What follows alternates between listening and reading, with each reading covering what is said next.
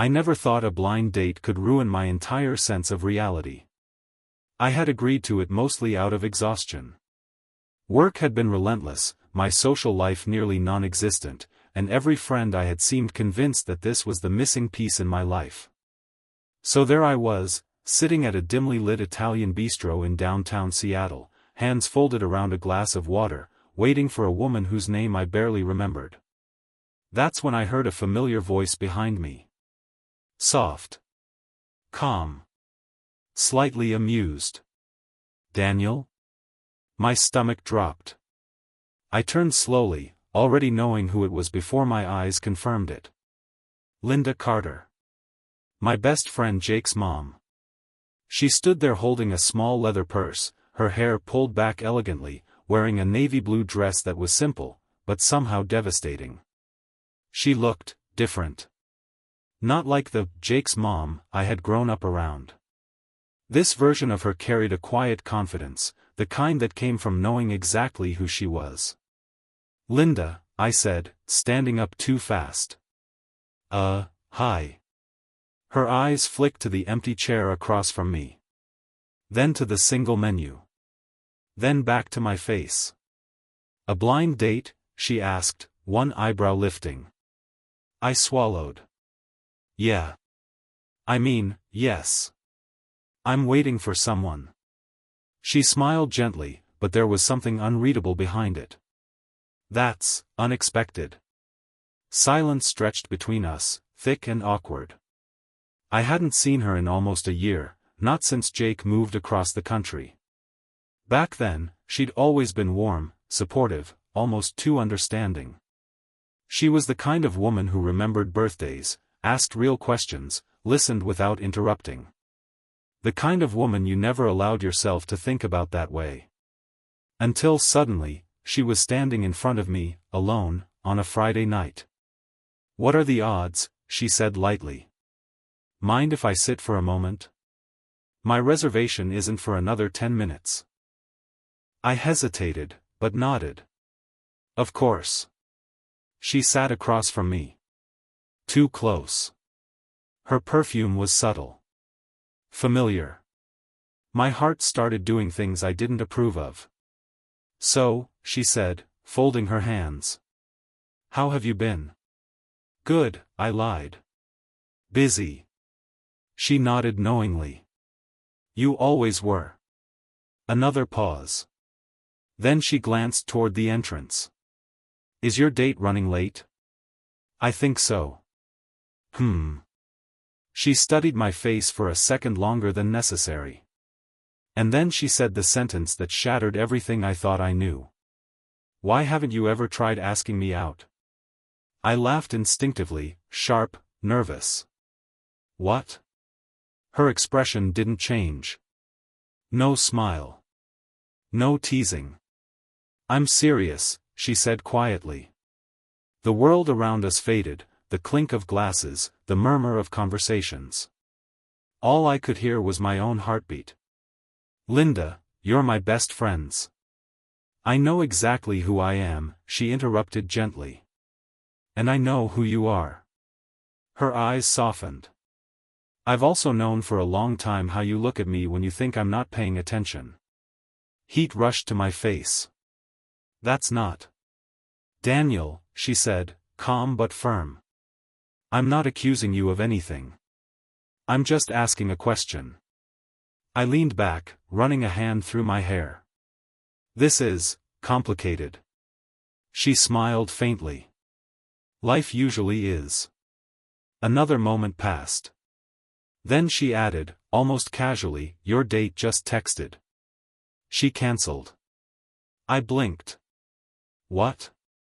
Linda turned her phone toward me. There was a message on the screen. "Sorry, something came up. I can't make it tonight." I stared at it, stunned. "I didn't mean to look," Linda said, slipping the phone back into her purse. "It was just there." Of course it was. She stood. "Well. Since you're suddenly free." She paused, eyes locking onto mine. "Would you like to have dinner with me instead?"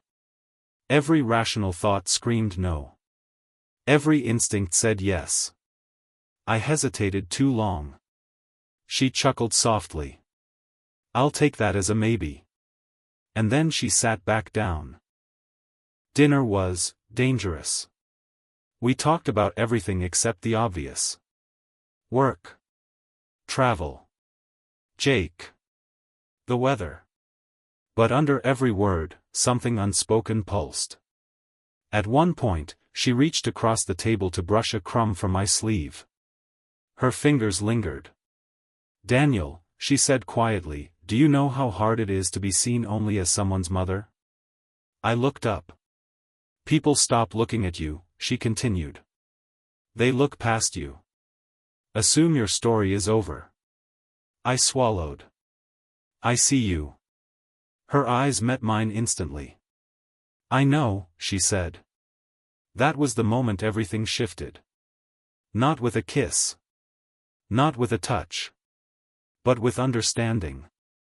When we finally stood to leave, she hesitated near the door. Whatever this is, she said softly, we don't have to decide tonight. She stepped closer. But I needed you to know, the question wasn't a joke. Her hand brushed mine. Then she walked away, leaving me standing there, heart racing, knowing my life had just split into before and after. I didn't sleep that night.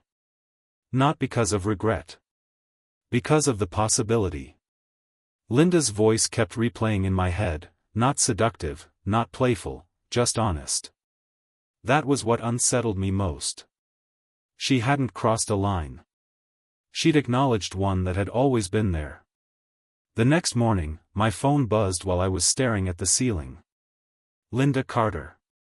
I hope I didn't make things uncomfortable last night. If I did, I'm sorry. I read it 3 times. Then typed. Deleted. Typed again. You didn't. I was just surprised. 3 dots appeared. Disappeared. Reappeared. Would you like to take a walk later? Just to talk. No pressure. I should have said no. I didn't. We met at a quiet park near the waterfront. The sky was gray, the air cool, the kind of afternoon that felt suspended between seasons. Linda wore a light coat and jeans, her hair loose this time. Casual. Effortless. She smiled when she saw me. Not relieved. Not nervous. Just warm. Thank you for coming, she said. Yeah, I replied. I figured talking was better than pretending last night didn't happen. She nodded approvingly. Exactly. We walked side by side for a while, the sound of water lapping against the docks filling the silence. I want to be clear, she said finally. I'm not trying to put you in an impossible position. I exhaled. It already feels like one. She stopped walking and turned to face me. Then let's simplify it, she said. Forget Jake. Forget labels. Just tell me, did I imagine it? I looked at her. Really looked at her. No, I said quietly. You didn't. Her shoulders relaxed, not in triumph, but in relief. I thought so, she said. And I hated myself for wondering. Why? Because you were always kind to me, she said. You listened. You never talked down to me. And after my divorce, she paused. That kind of attention can feel like oxygen. My chest tightened. Linda. I'm not asking for anything, she said quickly. I just needed honesty. I nodded slowly. Then here's mine. She waited. But later, outside, she asked quietly, did that bother you? No, I said. Did it bother you? She met my eyes. It made me think. The first time we touched intentionally, it wasn't dramatic. We were sitting on a bench watching the water, shoulders nearly brushing. She shivered. Without thinking, I reached for her hand. She didn't pull away. Her fingers curled around mine, firm and steady. Neither of us spoke. That night, when I got home, my phone buzzed again. "We should slow down," she wrote. "But I don't want to stop." I stared at the message for a long time before replying. "Neither do I." The guilt came later. In waves. Jake would text me about his new job, his new city. He sounded happy. Proud. And every time his name appeared on my screen, the weight returned. One evening, Linda noticed. "You're pulling away," she said gently. "I'm trying to do the right thing." She nodded. "So am I." She stood and walked to the window, arms folded. "Do you know what the hardest part of being a mother is?" I shook my head. "Learning when to stop living only for your child," she said. "And realizing you waited too long." She turned back to me. "I won't ask you to choose," she said. "But I need to know, are you here because you want to be, or because you're afraid to walk away?" The question cut deep. "I'm here," I said honestly, "because when I'm with you, everything feels real." She stepped closer. "And that scares you?" "Yes." She smiled sadly. "Good. It scares me too." That night, as I walked her to her car, the tension finally snapped. She stopped inches from me. "Daniel," she whispered, "if we cross this line, there's no pretending it didn't happen." I nodded. "I know." She searched my face one last time. Then she kissed me. Slow. Careful. Not hungry, certain. It wasn't reckless. It was deliberate. When she pulled back, her forehead rested against mine. "We tell Jake," she said quietly. "Soon." I swallowed. "He's not going to take this well." "No," she agreed. "But secrets would be worse." As she drove away, I realized something terrifying. I wasn't afraid of losing my best friend. I was afraid of losing her. Jake came back sooner than either of us expected. I found out from a single text message that hit my phone at 6:42 a.m. "Jake. Guess who's in town? Flight got moved up. Be there for 2 weeks." My chest tightened instantly. I stared at the screen, then at the ceiling, then back at the screen, as if one of those places might offer an answer. 2 weeks. 2 weeks was enough to destroy everything. I didn't tell Linda right away. Not because I wanted to hide it, but because I needed to hear my own thoughts before I spoke them out loud. When I finally did, her reaction was calm. Too calm. "He was always unpredictable," she said, setting 2 mugs of coffee on the counter. "That hasn't changed." "You're not surprised?" I asked. She met my eyes. "I've been expecting this since the night we kissed." That scared me more than panic would have. "Linda," I said, lowering my voice, "once he sees us together." "We won't be," she interrupted gently. I frowned. "What do you mean?" "We slow everything down," she said. "Publicly, nothing changes. Privately," she paused. "We don't disappear from each other's lives, but we're careful." It sounded reasonable. It felt like lying. Jake called that afternoon. "Dude," he said, his voice loud and familiar. "I missed this place. You free tonight?" I hesitated. "Yeah. Sure. Perfect. Same bar as always." Same bar. Same memories. Nothing felt the same. When I walked in, Jake was already there, leaning against the counter like he owned the place. He looked older, but not different. Same grin. Same energy. He pulled me into a hug. "Man, you look good." "So do you," I lied. We ordered drinks. Talked about his job, his apartment, his plans. I tried to match his excitement, but my thoughts kept drifting. Is Linda okay right now? Is she worried? Then Jake said the words I'd been dreading. So, how's my mom? I froze for half a second too long. She's good, I said carefully. Really good. He nodded. Yeah, she's been different lately. Happier. My throat went dry. Probably enjoying the empty nest, I said. Jake laughed. Maybe. Or maybe she's finally living her life instead of babysitting everyone else. I forced a smile. He took a sip of his drink, then squinted at me. You okay, man? You're quiet. Just tired.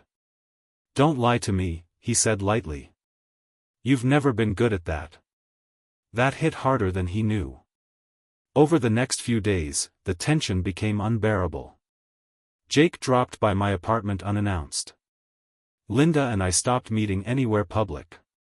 Conversations turned shorter. Touch became rare, but heavier when it happened. One night, sitting on her couch, Linda finally said what we'd both been avoiding. We can't keep doing this halfway. I know, I said.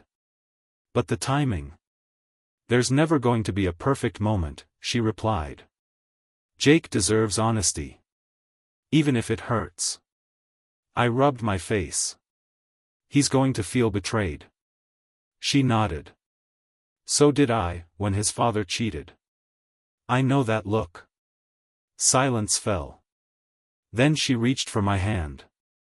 Daniel. I'm not asking you to fight my battles. I squeezed her fingers. You're not alone. She smiled faintly. That's what scares me. The confrontation didn't happen the way I imagined. It happened accidentally. Jake showed up at Linda's house early one morning, no warning, no call. He had forgotten his old laptop in the garage. I was there. Standing in the kitchen. With his mother. Close enough that there was no denying anything.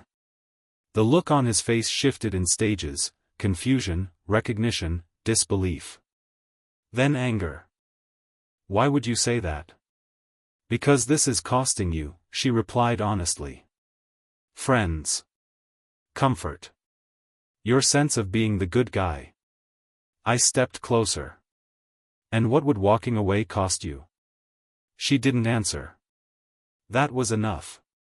The breaking point came 2 weeks later. I ran into Jake unexpectedly at a grocery store. He looked thinner. Tired. Angry. He didn't try to avoid me. Guess you got what you wanted, he said flatly. That's not fair, I replied. Isn't it? He shot back. You get my mom. I lose my best friend. You didn't lose me. He laughed bitterly. You chose her. Yes, I said. I did. The word hung between us. Then don't pretend this hurts you, he said. Because if it does, you wouldn't have done it. He walked away before I could answer. That night, I told Linda everything. She listened quietly, then stood and walked to the window. I never wanted to take something from my son, she said. You didn't, I said. But I might have. She turned to me, eyes sharp. No. You chose me knowing the cost. That makes you brave, not cruel. I wasn't sure I believed her. A week later, Linda pulled away. Not emotionally, but physically. We need space, she said one evening. Just for a little while. Panic surged. Is this about Jake? Yes, she admitted. And about you? I frowned. Me? You're carrying too much guilt, she said. If we don't pause now, it will rot us from the inside. How long? I asked. She hesitated. Long enough to know if we're choosing each other freely, not out of defiance or fear. That night, I left her house without kissing her. For the first time since this began. The days without her were worse than the guilt. Every quiet moment felt hollow. Every routine reminded me of her laugh, her voice, the way she said my name when she was serious. Then, one evening, my phone rang. Unknown number. I answered. "Daniel," Jake said. My heart jumped. "Yeah?" There was a long pause. "I don't forgive you," he said. "Not yet." I swallowed. "I understand. But I don't want to hate my mom," he continued. "And I don't want to lose you forever." Hope flickered. "I don't know what that means," he said. "But I'm trying." "That's more than enough," I replied. When I hung up, my hands were shaking. I drove straight to Linda's house. She opened the door before I knocked, like she knew. I told her everything. She covered her mouth, tears finally spilling. "He called you," she whispered. "Yes." She stepped forward and wrapped her arms around me tightly. "I was afraid I'd broken everything," she said. "You didn't," I replied. "But we almost broke ourselves." She pulled back just enough to look at me. "Then promise me something," she said. "What?" "That whatever happens next, we don't hide." I nodded. "I promise." She kissed me, not desperate, not rushed. Certain. We stopped hiding. Not all at once. Not loudly. But deliberately. Linda and I didn't make announcements or post anything online. We simply lived the truth in small, unignorable ways. She held my hand in public. I stayed for dinner when friends dropped by. We stopped pretending our connection was temporary. It felt terrifying. And right. The first real test came at a family gathering. Linda invited me knowing exactly what it meant. "Jake may come," she said carefully. "Or he may not." "I'll follow your lead," I replied. She shook her head. "No. You're not a guest. You're part of this." That word, part, settled something inside me. The house was full of familiar faces. Aunts. Cousins. Old friends who'd watched Jake grow up and had once watched me sleep on their couch during college breaks. The air buzzed with curiosity. Whispers followed us. Linda didn't flinch. When someone asked, "So, are you too?" she smiled calmly. "Yes." No justification. No apology. I felt my spine straighten beside her. Jake arrived an hour later. The room shifted when he walked in. He saw us immediately. Our eyes met. He didn't smile. But he didn't leave either. That felt like progress. The real conversation happened outside. Jake found me alone by the grill. "You look comfortable," he said. "I am," I replied honestly. He nodded slowly. "She seems happy." "She is." Another pause. "She deserves that," he admitted. The word surprised us both. I looked at him. "I never wanted to hurt you." "I know," he said. "That's what makes this so hard." He exhaled. "I don't know how to fit this version of my life into my head yet. I'll give you all the time you need." He studied me. "You'd really wait?" "Yes." That mattered. Later that night, as people began to leave, Linda joined us. Jake looked between us. "I'm not ready to call this normal," he said. "But I'm done pretending it doesn't exist." Linda nodded. "That's enough for now." He hesitated, then hugged her. It was brief. But real. When he left, Linda leaned into me, exhausted. "I didn't think I'd get that much," she whispered. "You earned it," I said. Weeks turned into months. Life didn't magically smooth out, but it stabilized. Jake called more often. Sometimes just to talk about work. Sometimes to ask about his mom. He still avoided me when he visited, but the tension softened. Linda and I grew into something steady. Not thrilling in a reckless way, but deep. Adult. One evening, sitting on the porch, she said, "I spent years thinking love was something that happened to you." She turned to me. "Now I think it's something you choose, again and again." I squeezed her hand. "I choose you." She smiled. "I know." The final test came unexpectedly. Jake was offered a job back in the city. He called Linda first. Then me. "I'm coming back," he said. "I need to know, can we do this without destroying each other?" I answered carefully. "Yes. But it won't be perfect." "I don't need perfect," he said. "I need honest." That night, Linda and I talked for hours. "What if this breaks again?" she asked. "Then we face it," I said. "Together." She looked at me like she was seeing her future clearly for the first time. On the day Jake moved back, we met for coffee. All three of us. It was awkward. Quiet. Human. But when Jake stood to leave, he looked at me and said, "Take care of her." I nodded. "Always." He looked at his mother. "Just, be happy." She smiled through tears. "I am." That night, Linda rested her head on my chest. "Whatever people think," she murmured, "this is my life." I kissed her hair. "And it's mine too." That night, Linda rested her head on my chest. "Whatever people think," she murmured, "this is my life." I kissed her hair.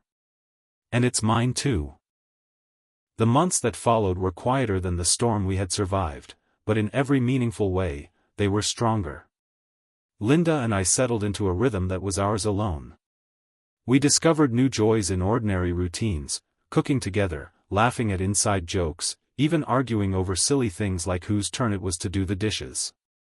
The intimacy wasn't always dramatic, but it was real. Solid. Built on mutual respect and trust that had been tested more than either of us wanted. Jake gradually adjusted too. He didn't fully embrace the idea of his mother and best friend being together, but he accepted it. His calls became more frequent, lighter, teasing in the way only he could be. One evening, he even invited me to a father-son style hangout, an unspoken gesture of reconciliation. It wasn't perfect. Nothing about our story was. But it was alive, evolving, human. One crisp fall evening, Linda and I walked along the waterfront, the city lights reflecting on the dark water like scattered stars. We paused at our favorite bench, the same one where we had shared our first intentional touch. "Do you ever think about that first night?" I asked, watching her profile in the glow of the street lamps. She chuckled softly. "Every day.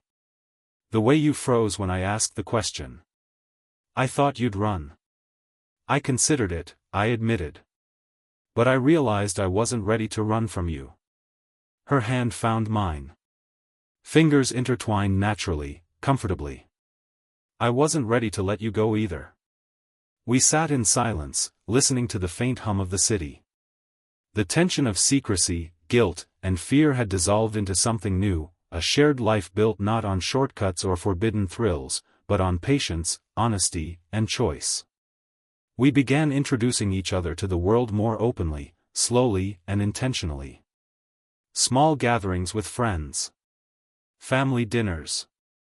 Casual mentions in conversations. It was liberating to live without pretending. It was liberating to love without hiding.